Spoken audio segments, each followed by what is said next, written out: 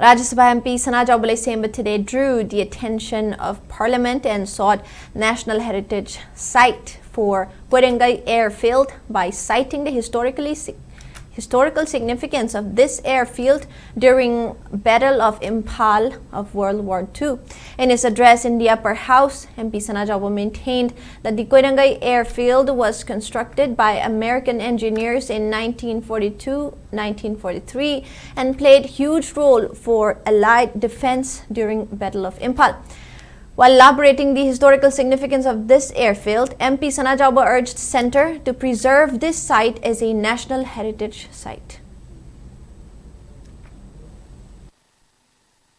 I draw the kind attention of the government regarding the historical significance of the old Koirengei airfield of Manipur and urgent need for its preservation as part of India's national heritage. Constructed during 1942-43 with the assistance of American engineers, this airfield played a crucial role in the Allied defense during the Battle of Imphal in Second World War. It served as a key supply and a support base for the Allied forces and played an important role to stop Japanese advance into India.